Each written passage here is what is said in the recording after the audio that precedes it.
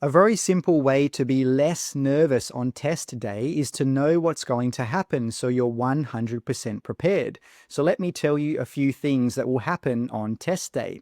So you should arrive at least 1 hour early. They say 30 minutes, but you never know what might happen. It's always better to be early than late. Now, make sure you bring your identification because they're going to check it, and then you might get your photo taken.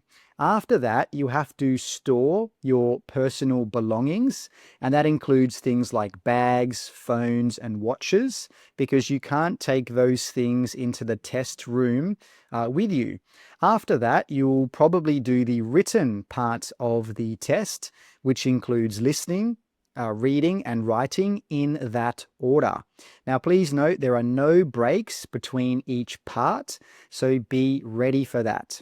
Then you will have your speaking test, which is normally on the same day, but please note that sometimes you might have your speaking test before the listening, reading, and writing, and other times you might have it after the listening, reading, and writing.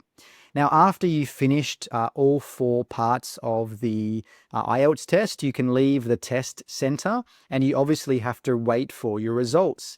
If you did the test on paper, it's probably going to take around 13 days to get your results, whereas for computer, you should get your results within 3 to 5 days.